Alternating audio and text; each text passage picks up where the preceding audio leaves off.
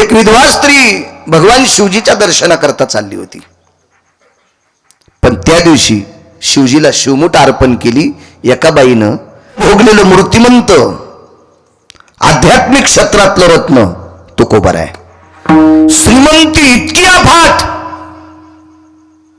हिचंही वजन करता येणार नाही विधात्याला, आणि तुकोबरायच्या गरिबीचं सुद्धा वजन करता येणार नाही ब्रह्मदेवाला. हे दोन्ही अंग भोगलेली व्यक्ती तुकोबर आहे.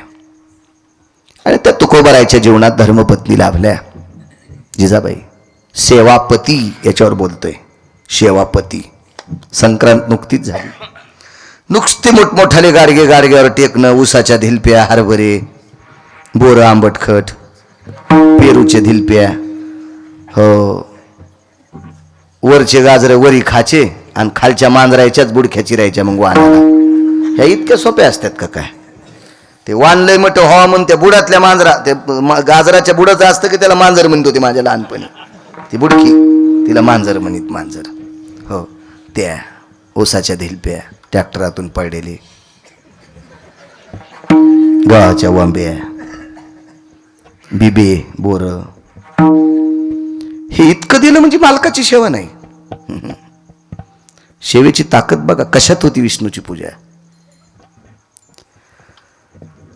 भरगच्च चांगल्या प्रतीची साडी नेसणं, फक्त कालच्या दिवशीच कपाळ भरून कुंकू लावणं, आणि मग चष्म्यानं पाहिलं तरी कळलं टिकली कुठशी येतं. हो, वरी तर कुठत नसती, खाली असती. इथं वरी काय कोंबडी बसवायची गांडे घोळायला? काय मला सांगा, कशा करता सण करायचा आपण? कशा करता लावा टिकली. मी त्याबद्दल विरोधात नाही बोलणार तुम्हाला, टिकली लावा, पण दिसेल अशी लावा, अशी कळावी. ही सौभाग्यवती आहे, ही सौभाग्यवती आहे, अशी कळावी. काय होतं माहितीये का, एका चुकीच्या संदेशामुळे कालिदासांच्या जीवनात एक प्रसंग घडला होता. त्यांनी एक श्लोक सुद्धा लिहिला. एक विधवा स्त्री भगवान शिवजीच्या दर्शनाकरता चालली होती, पण त्या दिवशी शिवजीला शिवमुठ अर्पण केली एका बाईनं. खरं तर ती अर्पण करतेत का नाही मला काही त्याच्यातला एवढा अभ्यास नाही, पण तिनं मसुराच्या डाळीची शिवमुठ अर्पण केली. तांदळाची असावी, तिळाची असावी, जवाची असावी, गव्हाची असावी शिवमुठ. श्रावण मासात प्रत्येक सोमवारी शिवमुठ वेगवेगळी असती. जवाची आहे, तिळाची आहे, तांदळाची, गव्हाची, अशी शिवमुठ अर्पण करत असतात शिवजींना. भगवंताला पाणी घालण्याचा पुरावा सुद्धा माझ्या 700 वर्षापूर्वी नामदेवरायने दिला. एक पसा पाणी एक बिल्वदळ, एक पसा पाणी एक बिल्वदळ. 700 वर्षापूर्वी नामदेवरायने लिहून ठेवलं. आपल्याला आपल्याचं पचत नाही, घरच्याचा इट शेजाऱ्याचा भांगनीट. ऐकणारच नाहीत आपल्याचं. दुसऱ्यानं सांगितल्या वा वा वा वा, बघायचं काम नाही. शिवमुठीने मसुराच्या डाळीची समर्पित केली, आणि मसुराची डाळ ह्या झालरीच्या कलरची असती, अष्टगंधासारखी असती. मसुराच्या डाळी जर 2-3 लावल्या ना दिनेश बुवा, असं कोणी म्हणेल अष्टगंधच लावला. मसुराच्या डाळीचं वैशिष्ट्य वेगळं आहे. तुरीची डाळ दिसायला पिवळी, शिजिल्यावर पण पिवळी. हरभऱ्याची डाळ दिसायला पिवळी, शिजिल्यावर पण पिवळी. मसुराची डाळ दिसायला केसरी, शिजिल्यावर ढवळी. मी काय आचारी नाही, मी काय वरण घालणारी बाई बी नाही, पण मला वाचायचा छंद याच्याकरता माहिती आहे. विडाला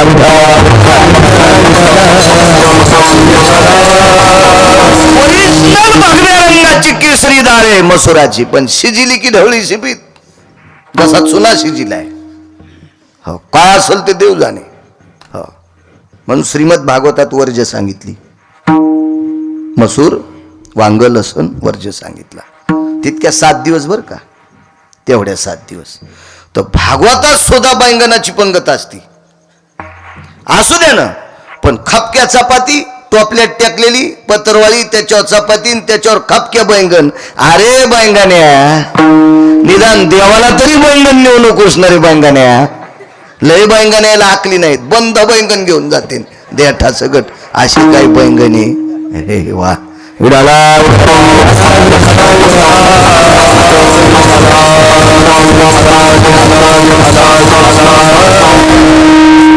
तितक्या प्रकृती आहेत. चला काय सांगू लागलो.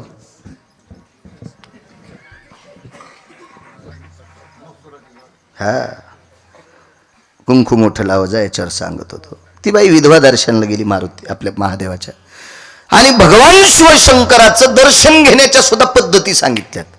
त्या पद्धतीत आपण दर्शन घेतलं तरच ते पावतंय. तुमच्या मनानं काही करणं म्हणजे शेपुड्यानं तुळस खाणं आहे. शेपुडीला अक्कल असती का? ती काही हानी, ती करंडीतच असते ती. हो, करंडीतच असते शेपुडी, काय विषय नसतोय. आपल्या मनानं काय नाही करायचं. देवाला कधी पाणी घालावं, काय घालावं याचा नियम आहे. आपले नियम सगळे धाब्यावर. अहो काही माणसं सोहळ्यात जातात, आळंदी ते पंढरपूर पायी चलतेत, आणि द्वादशीच्या दिवशी इतकी त्याला गडबड असती, इतकी गडबड असती. याला जसं 30-40 वर्षाच्या नंतर पोरगं आलंय. हो, आणि नेमकी त्रयोदशीला त्याची बायको बाळातीन आली, आणि ह्यो का डॉक्टर आहे का तिचं बाळातपण करायला निघायला. रातच्या 12 वाजताच आंघोळ करीतून बारशी द्वादश सोडी. तू गौऱ्या खाल्ले इतकं पाप लागून सुमळ्या तुला. काही नियम आहेत का नाही? काही परंपरा आहेत, नियम आहेत का? तीर्थावर कोण्या वेळेला काय अधिष्ठान असतंय याच्या काही मर्यादा सांगितल्यात. आपण मनानच काही पण करणं. हल्ली महादेवाला कोरडं होत देणत. हो, त्याला सर्दी होणी म्हणजे बरी आहे. हो, भगवान शिवजीला सर्दी झाल्या आपल्या नाकातून काय पडेन याचा मेळच लागणार नाही. पुढची लवकर नाही सरकली म्हणून मागची न तांब्याच आणला तिच्या पाठीत. काय ह्या शेपुड्या उतवाल्यासारखा कारभार आहे. काय याला काय परमार्थ अधोगतीचे लक्षण येते.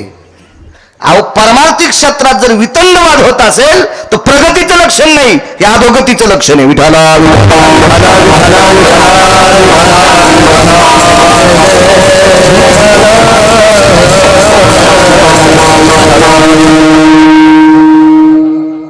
मसुराची शिवमूठ समर्पित केली. त्या बाईनं दर्शन घेतलं, पिंडीवर डोकं ठेवलं आणि वापस आली.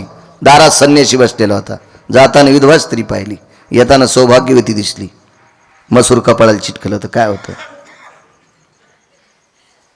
आशीर्वाद विधवा म्हणून द्यावा का सौभाग्यवती म्हणून द्यावा? एका फार मोठा साधू संभ्रमात पडला. आपले कपाळ पाहिल्यावर सुद्धा काही लोक संभ्रमात पडतील. लावा टिकल्या, नका लावू कुंकू. टिकली का लाईनत, पण जरा दिसली पाहिजे अशी लावा. काहीने सांगाव लावंगाव मंगळवार, हो, खडी साखरावर बुधवार. त्या दिवशी पांढरच खाचन, साडी पांढरीत नेसायची. पप्याचा बाप जिता असताना ढवळी साडी. वा वा वा वा वा वा वा वा. अशी बाई ज्या गावात आहे त्या गावात दुष्काळ पडत असतो. मी नाही सांगत, मालकाचा पुरावा आहे. असं नाही करायचं माझ्या माईनं. ज्ञानोबराय तुकोबरायच्या राज्यातल्या मावल्यांनी कोण्याही भंगाऱ्याचं ऐकायचं नाही, कोण्याही नालायकाचं ऐकायचं नाही. गाथा सांगेल तसं वागायचं, ज्ञानेश्वरी सांगेल असं वागायचं, आपली ग्रंथ संपदा सांगेल असं वागायचं. काल परवा आलेल्या भंगिऱ्यानं काही सांगावा आणि आपण ते ऐकावा, कशाला विचार करतात? लवंगाव मंगळवार धरायली, तापून गेली. पप्याच्या बापावर वसकली, इतकी वसकली की त्याला अटॅक आला. काय बाई, काय येडेवानी करायली तू. एकादशी सांगितल्या 24, 5 परवान्या सांगितल्या आणि सोमवार उपास सांगितला. शक्य असल्यास प्रदोष. याच्या व्यतिरिक्त उपास नाही पुराणात सांगितले. आणि कोणी सांगितले असतील तर मला दाखवा, मी त्याच्या बुटाचं मंदिर बांधतो. काय वेडेवानी काम करता तुम्ही. आणि काही बी नवरात्रात एक बाई म्हणली, महाराज काय नाही नवरात्रात भेंड्या जमत आहेत. मी देवी शिळी होती का भेंड्या खायला? भेंड्या म्हणते कोणी, भेंडर म्हणते. देवी शेळी होती का? शेळीचा अवतार आहे का तिचा भेंड्या खायला? काही उपास धरी ती. अहो माणसं पण काय 9 दिवस काय चप्पल घालीनत, 9 दिवस साबुदाणा हानी तू आणि दसरा झाला की घोरपडी धरी तू. अरे तुला कोण्या नरकात टाकाव देवाला तरी कळून का सुमल्या.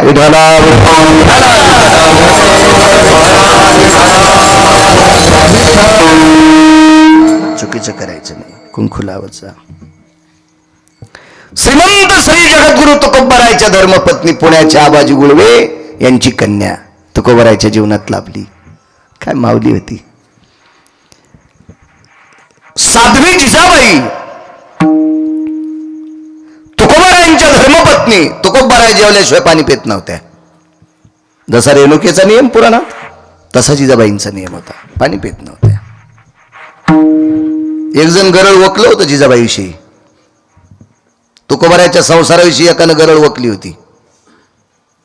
त्याच्या तोंडात किडे पडो. काय अधिकार होता जिजाबाईंचा. तुकोबराय जात असताना भजनाला निघाल्यावर सांगायचे नाही मी कोण्या डोंगरावर जायचो. मी कालच बोललो कीर्तनात. भामचंद्र, भंडारा आणि घोरवड्या 3 डोंगर होते. सांगायचे नाही. जिजाबाईचं काम आटपल्याच्या नंतर एका टोपल्यात भाकरी कालवण. पूर्वीच्या काळात कालवण म्हणायचे, कोरड्यास म्हणायचे. आता आधुनिक पद्धती भाजी. नवीन नवीन पद्धती भाजी. मग ती कशाची असू भाजी. आपल्याकडे जी वस्तू असेल का ती वस्तू. चुनगोळे. आपल्याकडे पूर्वीची भाजी कशी चुनगोळे. मसाला उकळायचा आणि त्याच्यामध्ये चुनाचे गोळे करून टाकायचे. चुनगोळे, डुबुक वड्या हे नाव प्रसिद्ध होतं. मासवड्या नाव असायचं. वरणाला वरण म्हणायचे. असं शिस्त असायची. आता कशाची भाजी भाकरी. कशाला भाजी भाकरी कसं म्हणता येईल. आधुनिकता आली. प्रत्येक शब्दात फरक पडले. जुने शब्द आपण फुकून दिले आणि ते शेकत बसलो तर दुसऱ्या अंगाला चिटकून घेतले. स्वयंपाकघर संपलं, पाकगृह संपलं. हे शब्द म्हणण्यासाठी धमक लागती, वजन लागते. पाकगृह म्हणा वाटत नाही, स्वयंपाकघर म्हणा वाटत नाही. पाकगृह कशाला म्हणायचं. रात्री 2 वाजता जरी आपल्याकडे एखादा भुकाळू माणूस आला, उपाशी माणूस आला तर 2 भाकरी टोपल्यात सापडावा, त्याचं नाव पाकगृह. माणूस जेवल्याच्या नंतर अर्धी तरी भाकरी टोपल्यात सापडावी, त्याचं नाव स्वयंपाकघर. जिथं दोघांचीच किचकिच चलती त्याचं नाव किचन. तिसऱ्याला तुकडा पण नाही, पाणी नाही, त्याचं नाव किचन. वागण्यानुसार पडत असतात ना गोष्टी. वागण्यानुसार. 2च तोंड आणि खिचडीन बोंड. म्हातारा म्हातारीच्या किल्ल्या हिसकून घेतल्या. म्हातारा दिलं सप्त्याला हाकलून. म्हातारी बसली आपली तुळशी बशी आणि हे दोघं तुपात बुडून चपात्या खाली. झोपीत भिताड अंगावर पडून तुमच्या. झोपीत झोपीत घरात सगळं फुकावं लागन तुम्हाला. घरात सगळं.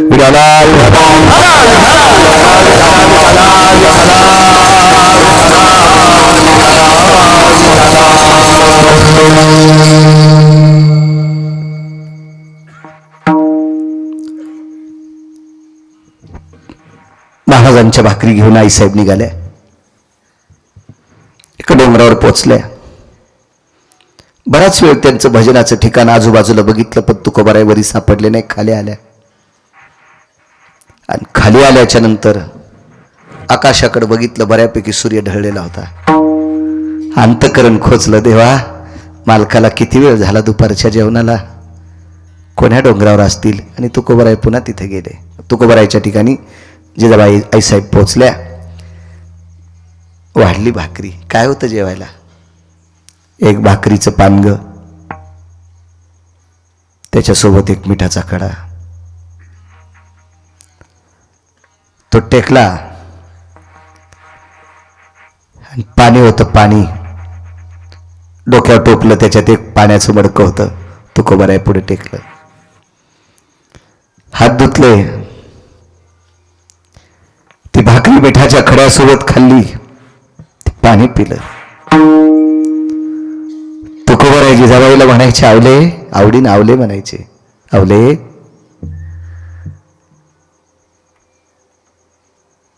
किती थकून आलीस.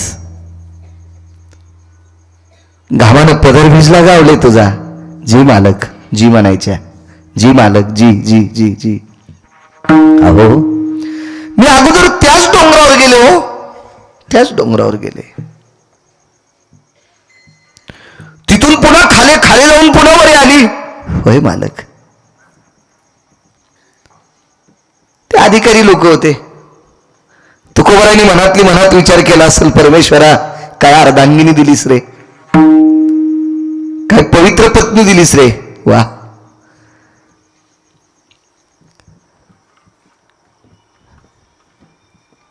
तुकोबारांनी जेवण झाल्यावर हात धुतल्याच्या नंतर प्रसन्न चेहऱ्याने पाहिला आपल्या मालकाकडं.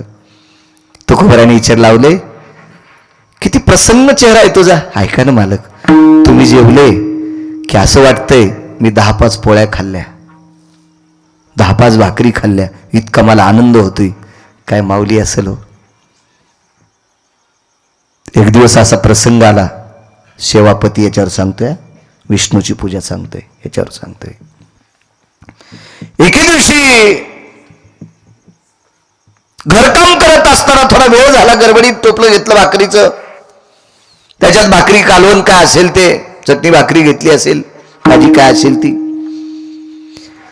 आणि पाण्याचं लोटकं त्याच्यात, डोक्यावर चुंबळ आहे, त्या चुंबळीवर ते टोपले, त्याच्यात हे सगळी पदार्थ आहेत, आणि आईसाहेब डोंगराकडे निघाले. वेळ झालता, आणि वेळ झाल्यावर लक्षात आलं, आता जर चुकीच्या डोंगरावर गेले तर वापस येऊन परत मालकाकडे जायला सूर्य अस्ताला जाईल, आणि दिवस माळता मालकांची दुपारचं जेवण कसं शक्य.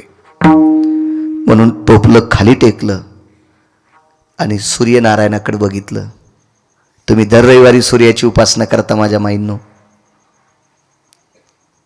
करडीचं फुल वाहता सूर्याला, करडीचं फुल, त्याच्या पाठीमागं पण शास्त्र आहे. एखाद्या बाईला सांगता येईल का करडीचंच फुल का वाहावा? अजून मेळ नाही, अजून मेळ नाही, पण वाहणार. आता करडीचे फुलं तर इकतच घ्यावं लागेल, कोणी पेरीनं ना. आपलं खाचं शिका. ज्याला भरगतचं जमीन असेल त्यांना अर्धाकसा इकडे पेरा करडी. चांगलं खाचं शिका, आपलं खाचं शिका. कालच्या कोरोनानं शिकिलंय आपल्याला. 40 एकर ज्याला जमीन आहे ते बी उंदीर धरलेवानी थैली आणि तो दुधाची. आणि महाराज दूध प्याता का? म्हणलं मी बोके आहे का हे दूध प्याला? जमीन तुला 40 एकर आहे, उंदीर धरलेवानी थैली आणली ती, आणि महाराज दूध प्याता का? बोके आहे का महाराज? तूच पी. एखादी गाय पाळा, प्रगल्भ होतील आपले नातू, बुद्धिवादी होतील आपली लेकरं.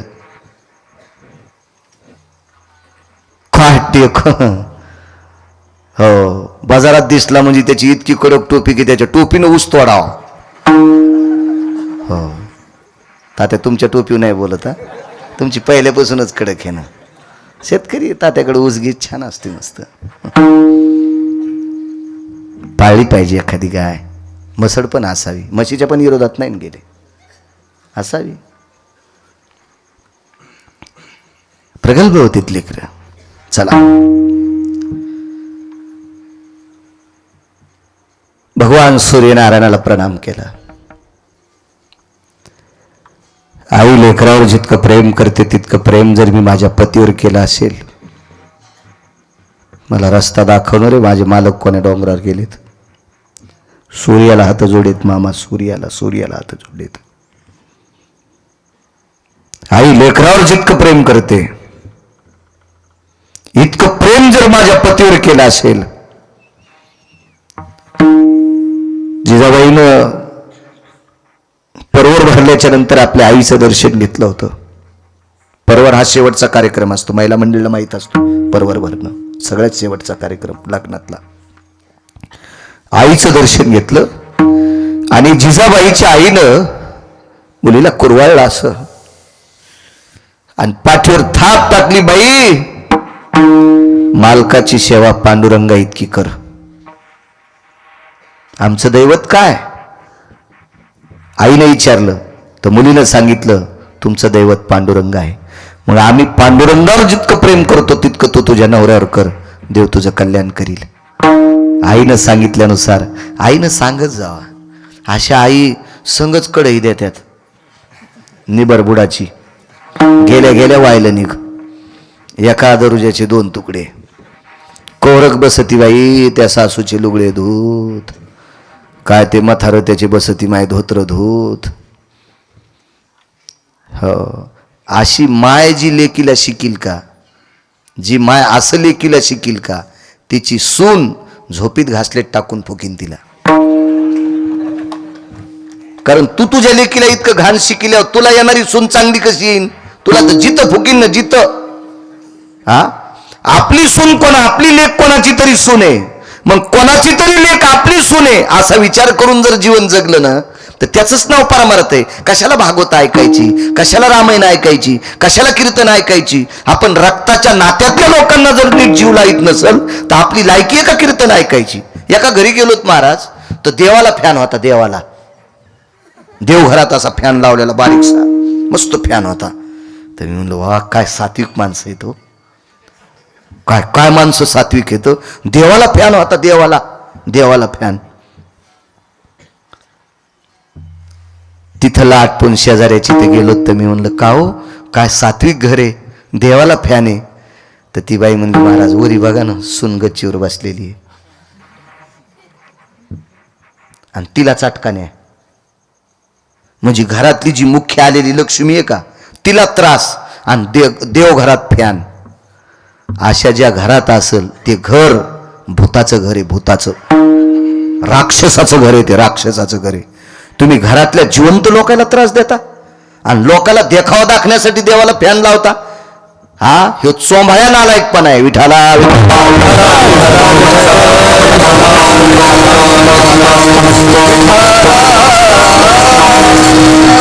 गोष्टी ते काम ऐकायची धड नाही, त्याची परत्र पुसशी काही.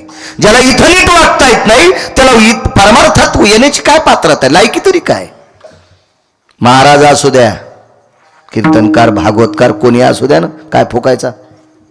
तो जर मायबापाची सेवा करीत नसेल तर भाडवा येतो, हरामखोर येतो. काय करायचं त्याचे कीर्तन ऐकून? तुम्ही जर त्याला पाकिट देता तर तुमच्या घराला कुलूप लागल.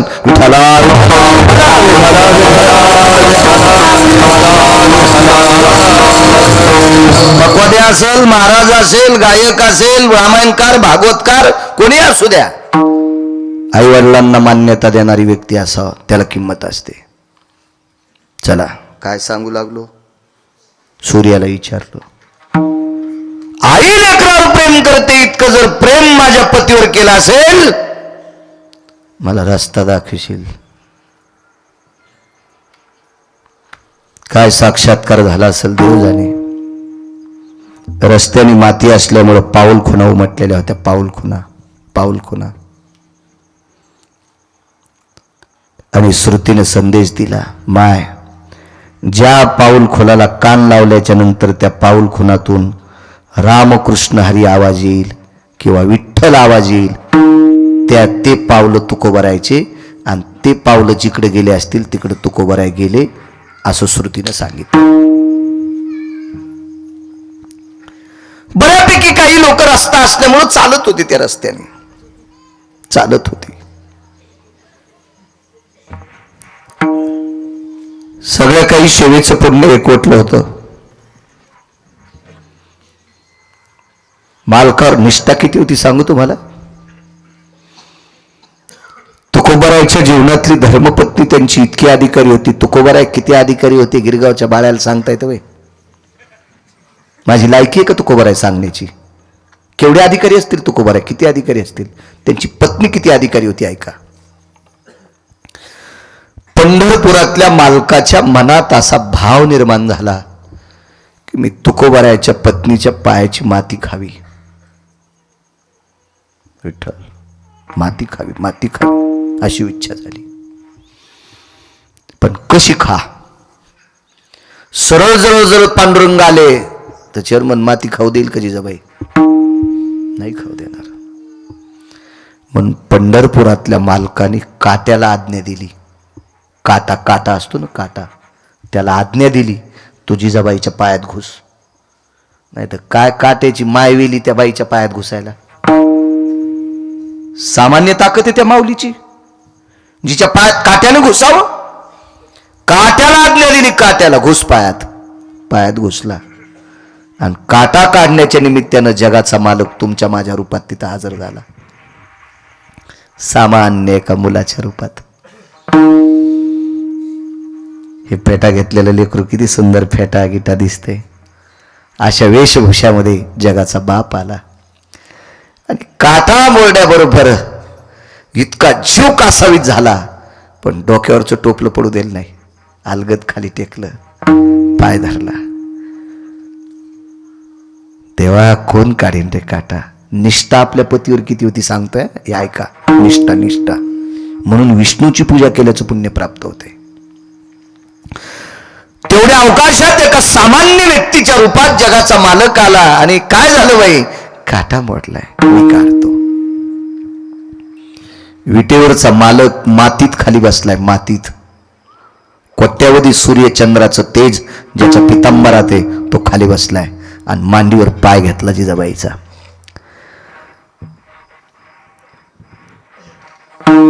तो विटेवरच्या मालकाने परीक्षा पाहिली, बाई पाय धुवून द्या ना, मला काटा दिसन. पाय धुवून द्या, मला काटा दिसन. तर आपल्याकडे आपल्या पायात काटा मोडल्या दुसऱ्यालाच काढावा लागतो ना. तर काय करावं लागत होतं माहितीये का पायातला. आता रानात काही पाणी नसायचं, त्यावेळेला जिभेला बोट लावायचं आणि ते त्या पायाला लावायचं. पण ज्याच्या पायात काटा असेल त्यानं त्याच्याच जिभेला बोट लावून मग तिथं लावायचं. दुसरा रिकामा आहे का आपल्या त्याच्या जिभेला बोट लावून आपल्या पायाला लावायचं, आपल्या पायाचं पुन्हा आपल्या जिभेला लावायचं. बायको तर नाही पप्याच्या बापाचा काटा काढायची तसा. ती म्हणे माय तुमचे पाय कुठं जातात. बायको बायको त्याचे पाय बी धड पाहिजे ना, ते जरा नीट जाग्यावर फिरलेला पाहिजे ना. ते जाऊन तिथं जातो आपला बुटा हरपून येतो आणि त्याच्या पायाची माती खायला बायको का येडी आहे का, तिच्या गोळ्या संपल्यात का. कधी कधी आपण बायकालाच बोलावून मुंग्याला बोलावून मुंगळे तसेच सोडायचे का मोकार. मुंग्याला शिस्त सांगितली तशी मुंगळ्यानं पण नीट राहायला पाहिजे ना. उपरनं झटकेलं की निघला कोणीकडे बी आपलं. लिंबून कांदा खिशातच आणि कीर्तनात बी पुढंच. वा वा वा वा विडाला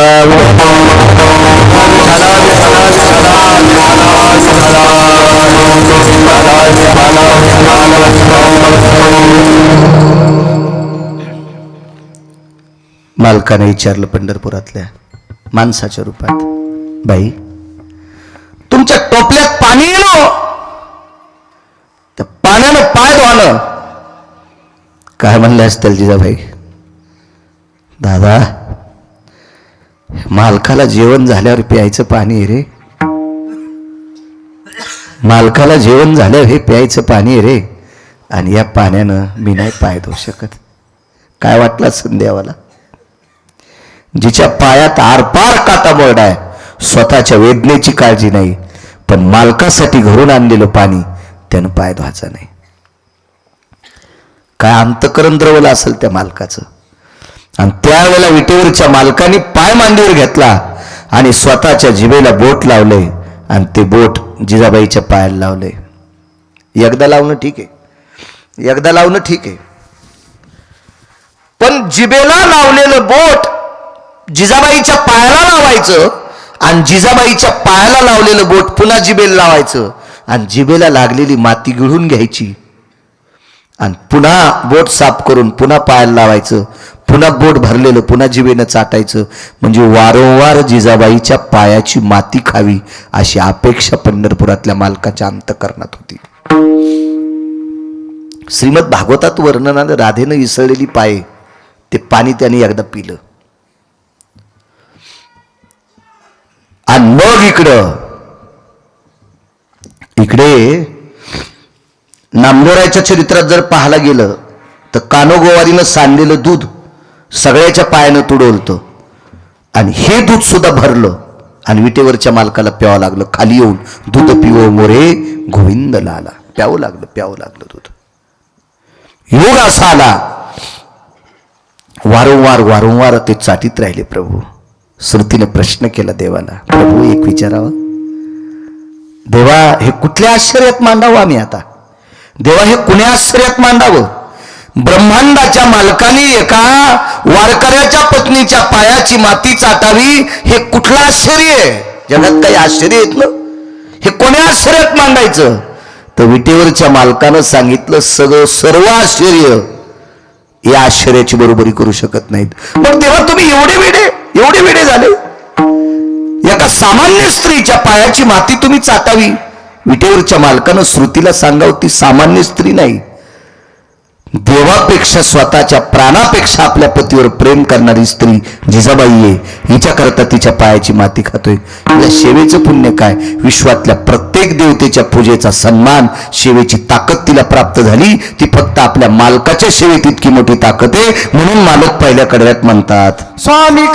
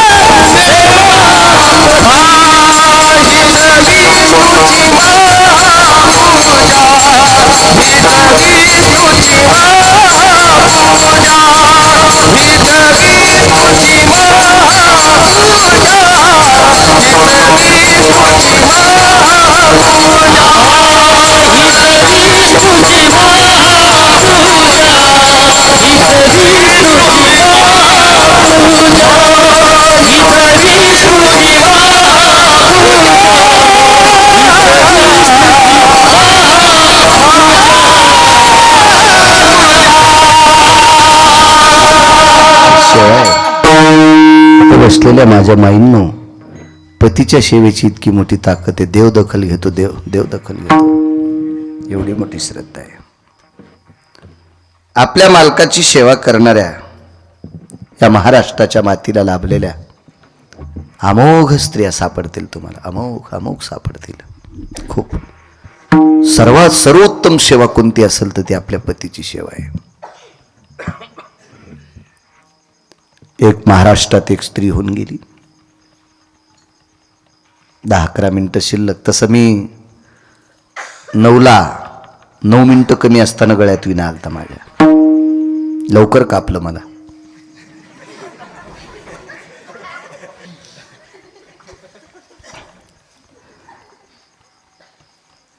पन्नास 55 वर्षे एका व्यक्तीने संसार केला.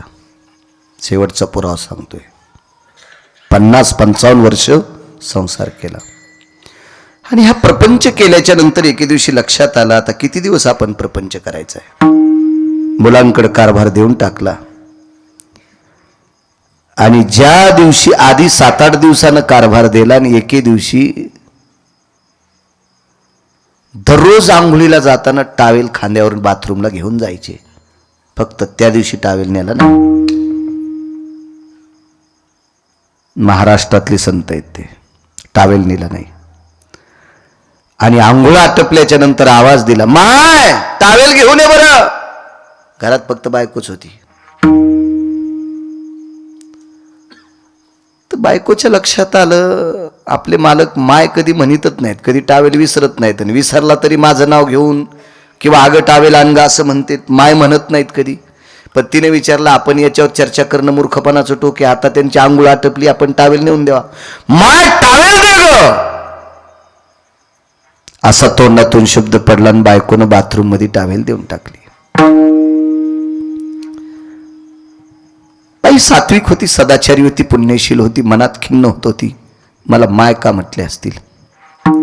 आणि तिच्या मनात जो विचार येत होता तोच विचार झाला.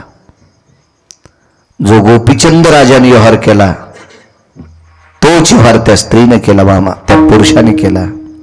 आणि माय शब्द वापरला. टावेल गुंडाळली आणि लागलीच हात पुढे केला, माय भिक्षा देशील. हातावर साखर घेतली आणि घराच्या बाहेर पडले. मालक, माय तुला काय म्हणायचं ते म्हण. तू आता माझी पत्नी नाही. महाराष्ट्रातल्या, भारत देशातल्या इतर स्त्रिया जशा आहेत तशी तू माझ्यासाठी आहेस. मी आता उबगलो संसाराच्या तापे, तापलो मी देवा करिता या सेवा कुटुंबाची. आता बाईनं प्रणाम केला. त्या बाईनं निष्ठा ठेवली. आपल्या मालकाने जरी आपल्याला आई म्हटलं असेल